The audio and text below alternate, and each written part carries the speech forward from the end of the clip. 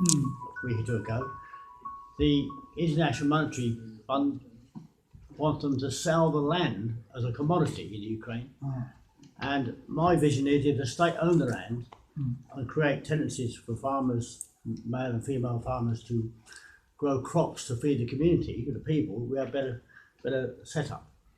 Otherwise, you're going to get like here now, there's no comparison between land values and farm income. If you grew wheat in this country, you'd be unlikely to earn more than £200 an acre. Yet the land is £10,000 an acre because of commodities, it's investment. Now Africa, of course, is a big place, 16% of the global surface, you say? 16. And it's... the population. Each country's got a different ambition. Surface, you're right. But self-sufficiency of these countries should be where they should be going. And if you've got water and local communities working together, well, basically human beings need food, shelter and water. All simple things to produce. We've got homelessness, dirty water and hunger. There's greed. It's capitalism and communism should be abolished, both of them. But I'm just saying, what about land ownership? If you tell me how to do that, I'll listen. I'll do that later. Land ownership then, I was going to ask you, in Africa, is it owned by a state or the state, or how is it? Let me give you an example. Tanzania, it was taken over by the state under the policy of Ujamaa, which meant you can't really familyhood, a sort of togetherness. It did not work. They tried to create, and it's a man I still have his portrait on my wall. It's Julius Nyerere.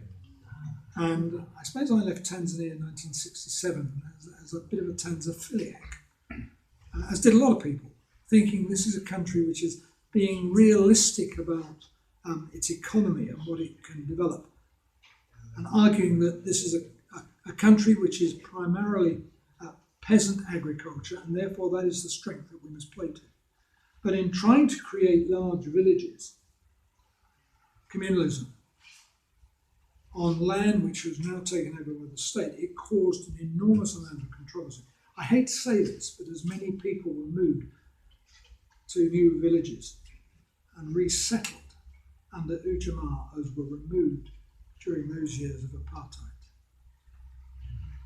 And this was partly because the government owned the land, and it looked down and said, well, we're from a peasant background, and here's an ideology that just fits what we have. It didn't. And I don't know much about land ownership by the state in other countries, but that does seem to me a glaring warning that the state does not know best, and the dirigist-type state structures that you had often led to corruption, because you then have competition. If you've got a corrupt government, how do you know if it's going to be run fairly? Yours, the model you had, which you gave to me, doesn't really recognise many of the people that I come into contact with who are, out for self. They're not out for their neighbour. You may have a different view of human nature to the one that I've experienced. Now, actually, of myself. Any other questions? Thank you. Not a question, actually, just a comment. I don't know if anybody saw BBC Click last Saturday. They had got weather stations for farmers in Tanzania, and they were self-automated by solar power. The data went to Europe and then was fed back out to the farmers who looked on their cell phones, as you mentioned. And they felt the outcome was very positive because of the unpredictability of the weather, particularly with global warming. So I was just thinking that's a nice idea. It's a nice Thank idea. you, yes. Someone else had. So sorry, there's a question there. Sir? You said about Ghana adopting Norwegian model in distributing social welfare. So sorry, can you speak up a little bit?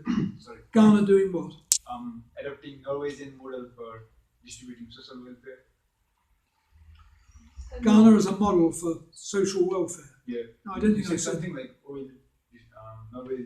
Oh, sorry, the sort of fund. Yes. Yeah. So, do you think it's the right time for Africa to do the same thing right now, as in other countries to get more revenues? Do you think it's time for African countries to adapt this? The trouble is, how do you undo things that have already been done, where you've got power structures that revolve around interest groups, including foreign oil companies, who usually have the tankers that take the oil out, and therefore they can dictate. I mean, that chain of control starts in big offices, as it does with, say, wheat, as you mentioned just now. The sale of wheat as a global commodity. It's not decided by farmers, it's decided by men in suits, perhaps a few women, but men in suits mainly, who sit in offices in large cities. And they're dealing with 4 or 5 major companies. It's very difficult to put it back. What Ghana was talking about is they explored for oil and struck oil off the coast. They were talking about, I don't know how far they got with it, but having a kind of fund that would enable them, because they were looking at places like Nigeria, where frankly it's been a disaster to have oil. And a lot of that money has gone into corrupt pockets, and it's been sent out of the country. You might say, well, if you run the country, why can't you control it? Well, the people who are doing it are the people who run the country. Until you've lived in a place where corruption is so pervasive, it's difficult to realise how difficult it is to actually carry on a normal life. You're stopped by a policeman, and he can find something wrong with your car, or something wrong with you, or the way you were driving it, and he wants money paid to him. Why? Because some corrupt official is not paying him. So you've got a chain inside the country and a chain outside the country. And dealing with corruption is extraordinarily difficult. You're changing a whole culture. And I don't know how you even begin with it.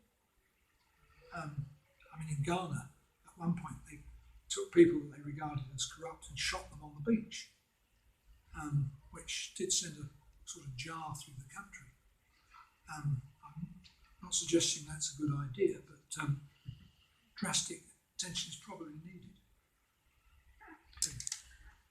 If the armed conflicts going on in the countries that surround the Sahara Desert, both north and south, and east and west come to that, would it help to have giant solar farms in the Sahara Desert? You mean so they wouldn't then be able to get Yes, through? I mean you can't at the moment because of the warfare going on, and they would block supply, but supply lines and so forth. There have been all kinds of ideas. One idea, actually going back